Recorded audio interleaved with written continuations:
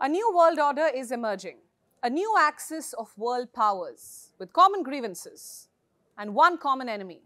No prizes for guessing which one, the United States of America, a country which has for decades tried to shape our world in its image and established its preeminence in almost every facet of power, be it military, economy, technology, culture, or morality for that matter. It is America the world looks up to, all thanks to its global influence networks and, of course, the American PR machinery. But what if I tell you that things are changing? That America's global empire is crumbling, the hegemony of Western nations is dying, and a new alliance is looking to replace it, an alliance led by three countries: Russia, China, and Iran. The three most sanctioned countries in the world. They seem to have formed a rather informal alliance of convenience, a loose alliance of sorts which the West is calling a troika of tyranny and a triad of bullies. What have they done to deserve such titles, and can they really reshape the prevailing world order? Or will they instead push the world into further disorder? And above everything else, where does India fit in this new axis? Does it have any reason to worry?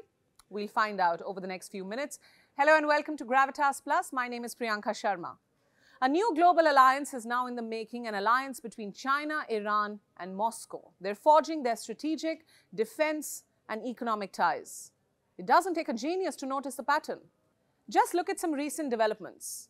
Ever since Russia invaded Ukraine, the three countries have come closer. Yes, China is uncomfortable with the war, but it still provides Russia with a diplomatic umbrella. It is also helping Moscow economically by rejecting the G7's price caps on oil. The same case with Iran. It is still buying Russian oil and sending weapons in return. Yes, for the last 1 year, Tehran has sent countless kamikaze drones. And if reports are to be believed, it might just send ballistic missiles by this October. These deals are being accompanied by state visits. Leaders and officials from all three countries have been frequently flying to each other's capitals. In July last year, the Russian president went to Tehran. He met his counterpart, Ibrahim Raisi, and discussed strengthening bilateral ties. Contrary to expectations, Iran didn't downplay this visit. In fact, it rolled out a red carpet for Vladimir Putin. The Iranian oil minister personally went to greet Putin. And then in November, a group of Russian security officials visited Iran. Their aim was to find ways to counter Western pressure on both countries. Syria is another good example. Another good example of the Iranian and Russian interests coming together. For years now, both sides have been trying to keep Bashar al-Assad in power. Their only aim is to counter American interests in Syria. Just last week, the US shot down Iranian-made spy drones in Syria. And if we speak of Russia, despite being militarily involved in Ukraine, Russia still maintains a military presence in Syria, an indication that it's not leaving the country anytime soon. And if we speak of Russian and Iranian cooperation in Syria, it's a tale that gets murkier the deeper you dig. Russia continues to provide a decisive cover to Syrian and Iranian-backed ground forces in Syria. And then, of course, we have China. Chinese President Xi Jinping and Russia's Putin recently caught up over a phone call. This was around New Year's Eve. The two sides released statements saying the ties are at their historic best. What's more, Putin said he's expecting a state visit from Xi Jinping soon.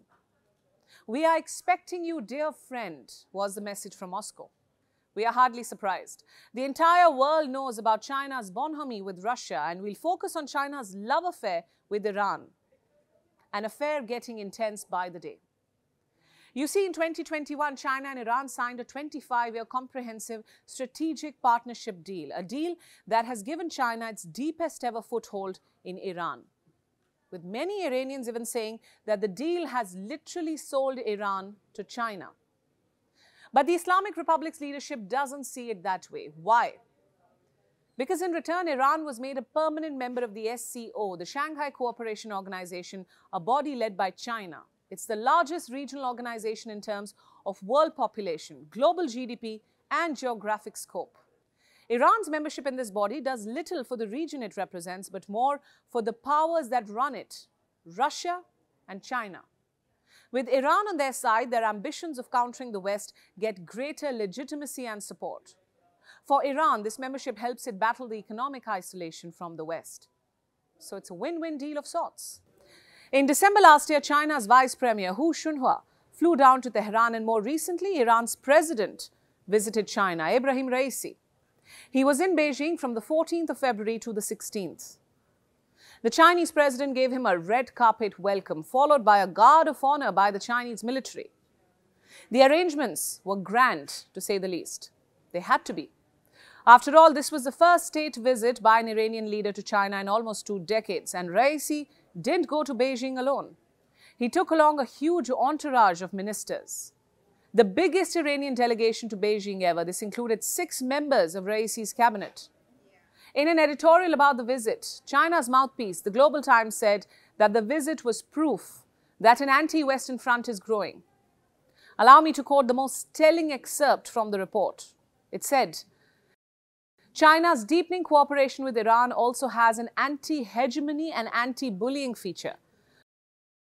Both China and Iran uphold independent foreign policies, firmly defend the principle of non-interference in internal affairs on international occasions.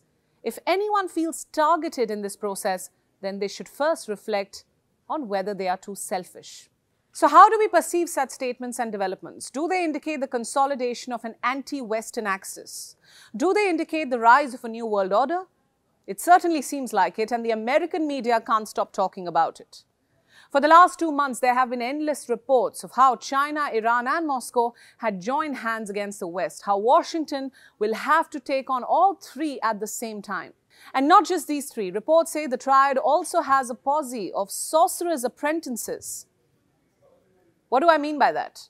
Smaller nations that agree with their vision, namely Venezuela, Nicaragua, Cambodia, Myanmar, and the most important of them all, North Korea. A country which of late has been flexing its ballistic muscles way too much. So to put it simply, China, Russia and Iran want to unite all like-minded countries behind them and use them as a solid front to counter Western hegemony. This seems like a page straight from the Western alliance building playbook. In the days ahead, you can expect these countries to go all guns blazing on the West. You can expect to see them blaming the West for their ills on global forums and using their vote at the UNSC or the UNGA to thwart the multilateral system. The big question, where will all this leave India? Will India be collateral damage in this game plan? Well, we wouldn't go so far as to say that. You see, India has historic ties with Russia. India and Iran also share a cordial relationship. China is obviously an exception. It never fails to provoke India. Yet, New Delhi and Beijing have managed to not let the tensions flare up dramatically.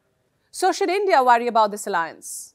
We don't think so. This triad just has one rotten apple as far as India is concerned, China. I don't think the other members of this alliance, both present and future, would square off against India, especially Russia and Iran. One can't imagine these two joining an anti-India alliance. In fact, this alliance isn't even about India.